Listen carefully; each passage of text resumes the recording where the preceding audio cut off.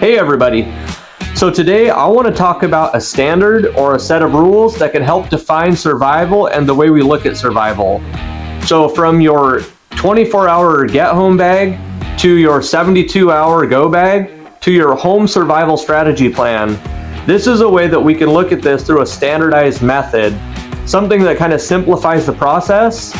And by the time we're done with this video, we should have some clear defining paths to setting up our gear and skills, not based on just opinion, but based on a set of rules. So let's get into it. So there are a lot of opinions out there when it comes to survival gear and what do I need to stock up on, what do I need to buy, what kind of skills do I need to focus on, including my own. And so today I kind of want to go through a standardized set of rules that will help us clear up some of that confusion, especially for people just getting into this. So today we are going to talk about a set of standardized rules that can help give us a lens that we can look through to help shape the way that we put our gear together and the way that we help think about our survival strategies. And that is called the rule of 3. So the first rule of 3 is 3 minutes without air, oxygen can be fatal. If it doesn't kill you, it can lead to brain damage. So it can come from asphyxiation, it can come from drowning or choking, it can come from cold water crossing, causing cold water shock, leading to drowning. That's where controlled forms of breathing, like box breathing, can really come into play. They help us reground, gain control again, and pull us out of a state of anxiety. So levels of anxiety come down and we regain control of our mind and become sharper again, even if we only have a short amount of time to regain control. So the second rule of 3 is we only have 3 hours to get to shelter in extreme conditions before the elements can become fatal. So from, hot, wet, cold weather scenarios that can create dehydration, can cause heat stroke, or make us hypothermic, we need to be able to get to shelter. So the ability to be able to build a brush shelter or packing a tarp can be really valuable. And I also put a lot of emphasis on fire. So being able to build a fire and having different ways to build a fire can become extremely important for heating your core and also for heating a shelter in extreme cold conditions. So we're going to talk a little bit more about fire in this video, and you'll see why. The third rule of 3 is 3 days without water can cause extreme dehydration and be fatal. And especially in extreme conditions like where it's hot and humid, or in hot desert, even in arid climates, it can be sooner than that. It could be 1 to 2 days. So this is pretty high up on our list. That's why it's number 3. And we need a way to be able to purify water. And water tablet purification systems are great and they work good. I pack them. But also having a way to start a fire and boil your water is actually more crucial, because those other options can become exhausted or used up.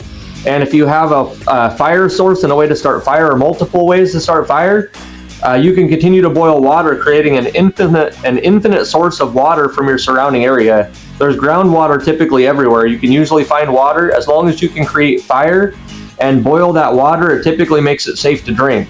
So 3 minutes of boiling water, and water is usually safe to drink. So again, an emphasis on being able to start a fire and having multiple ways to create fire kind of become valuable in that type of situation.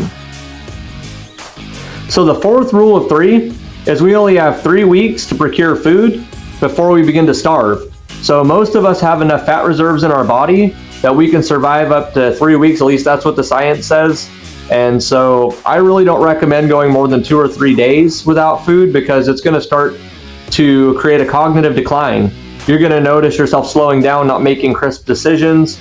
And so I definitely recommend that after you procure, the others before this, you get your shelter and your water. Now you need to focus on food.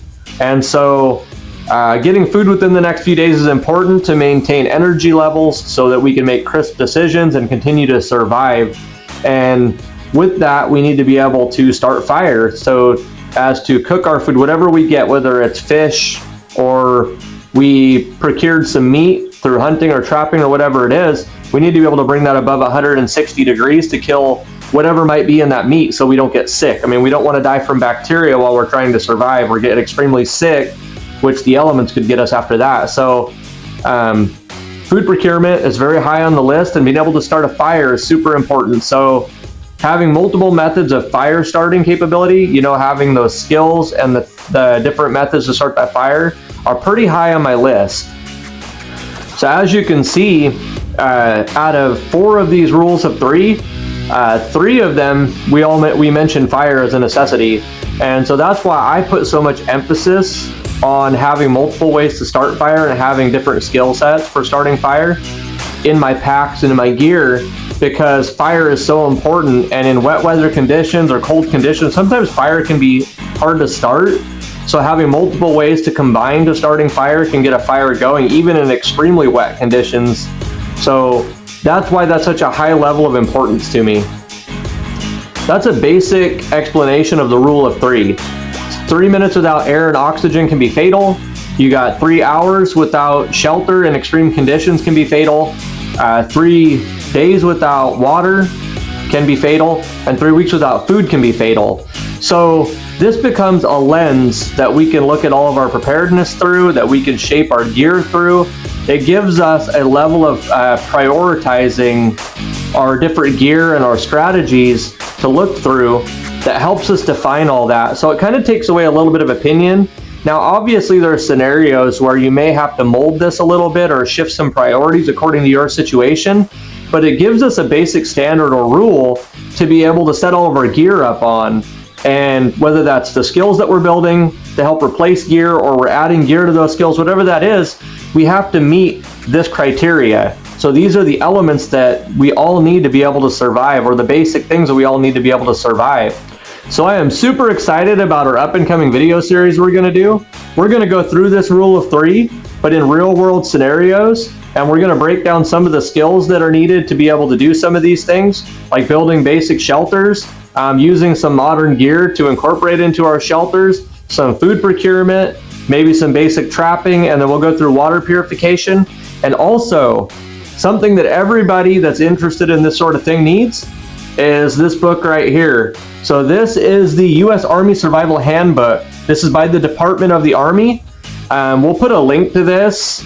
We do make a little bit on this, but it's like a few pennies on every book sold, so we don't make much to our Amazon affiliate. But I think everybody should have this book.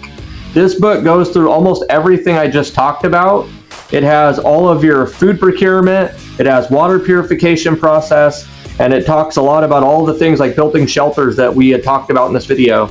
So if you like this, if you learned something from the video, hit like and subscribe, and hit that notification bell so you don't miss the up and coming videos that we're going to be uploading, and keep prepping. Thanks for watching. If this is the kind of thinking that speaks to you, hit subscribe. I'll be covering gear, prepping systems, homestead tactics, and off-grid survival. Don't get caught off guard. Let's get ready together.